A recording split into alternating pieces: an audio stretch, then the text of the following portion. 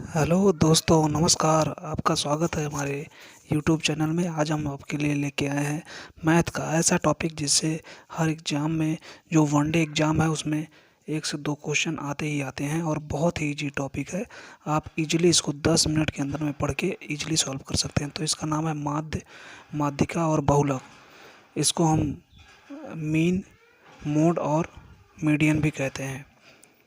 तो यहाँ आप पढ़ेंगे सबसे पहले माध्य। तो माध्य क्या होता है? माध्य होता है सभी संख्याओं का योग अपान टोटल पदों की संख्या।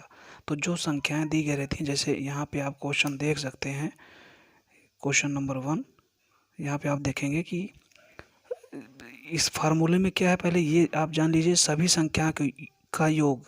जो संख्याएं दी गई हैं जैसे 2, 3, 7, 8, 12, तो ये इन संख्याओं का हम योग कर लेंगे सबसे पहले। तो यहाँ पे देखिए हमने योग किया हुआ है, इनको जोड़ा हुआ है। अपान सभी पदों की कुल कितने पद हुए? 1, 2, 3, 4 और 5, टोटल 5 पद हुए। तो यहाँ पे अपान में 5।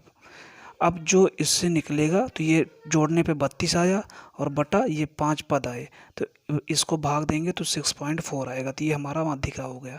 इसी तरह से क्वेश्चन दूसरा दे लिया, तो -2, -3, 4, 5, 7, इसको भी इसमें सबसे पहले सभी पदों, सभी संख्याओं को का योग करेंगे।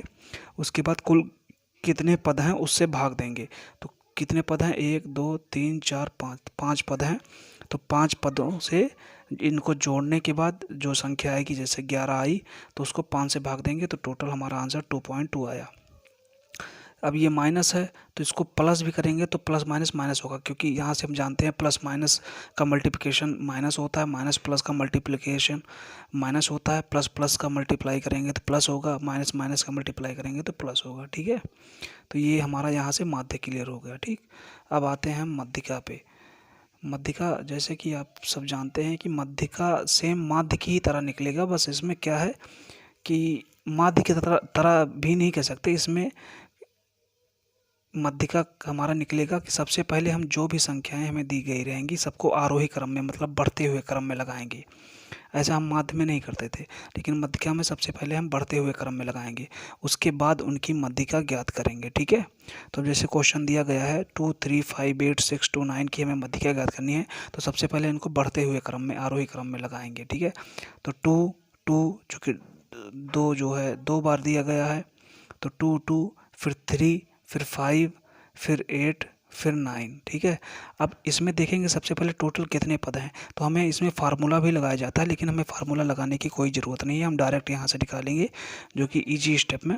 तो अगर हमें देख रहे हैं कि हमें यहाँ पे टोटल 7 पद दिया गया है जो कि विषम है, तो विषम पद जब दिए रहेंगे तो इधर से क्या करेंगे, 3 इधर से, 6 अगर 7 पद दिए गए हैं तो 3 इधर से और 3 इधर से छोड़ देंगे। ठीक है, बीच का जो पद बचेगा वही हमारी मध्यिका होगी। जैसे यहाँ पे 5 बच रहा है, 3 इधर पे छोड़ने पे, 3 इधर छोड़ने पे, तो बीच का जो पद बच रहा है वो मध्यिका होगी।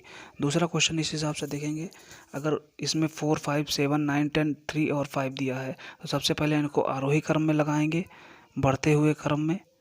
तो हमने इनको आरोही क्रम में लगाया। इसके बाद इसमें भी सेम, 3 इधर से छोड़ा और 3 इधर से छोड़ा, तो बीच का जो पद बचा यही हमारी मध्यिका होगी। ठीक है, तो हमारी मध्यिका यहाँ से भी निकल गई। अब जैसे अगर सम पद हों तो क्या करेंगे, तो इसमें देखिए -2, -3, 4, 5, 2, 1, 7, 6, इसमें टोटल 8 पद दिए गए हैं। अब ये चूँकि सम संख्या है तो इसमें क्या करेंगे, इसमें भी सेम वही करेंगे, किनारे से छोड़ेंगे, बट जो बीच के 2 पद रहेंगे सम संख्याओं में, उन दोनों को जोड़ के उनका हाफ करके हम उनकी मध्यिका निकालेंगे।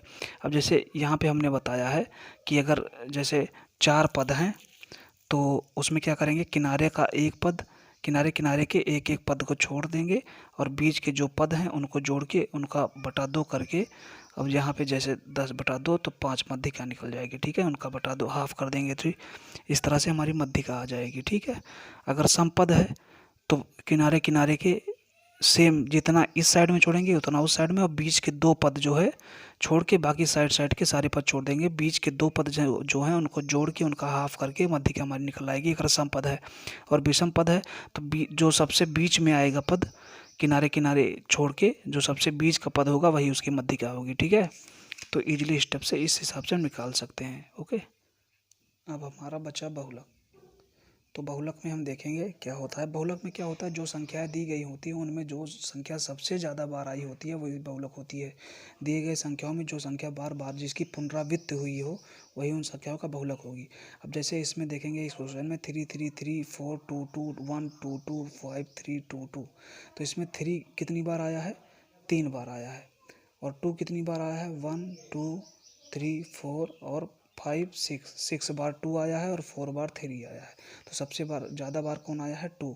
तो ये बहुलक होगा, इस क्वेश्चन का जो आंसर होगा ये 2 होगा, यही इसका बहुलक होगा।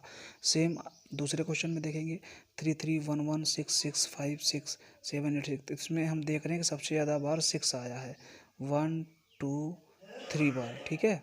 बाकी सब 3 2 बार आया है, 1 2 बार आया है, बाकी सब एक एक बार आए हैं। और 6 जो है 1 2 3 4 बार आया है, ठीक है। तो ये 6 यहाँ पे इसका बहुलक, मतलब जो दिए गए संख्याओं में जो सबसे ज़्यादा बार आई रहेगी संख्या वही उसकी बहुलक हो जाएगी, ठीक है।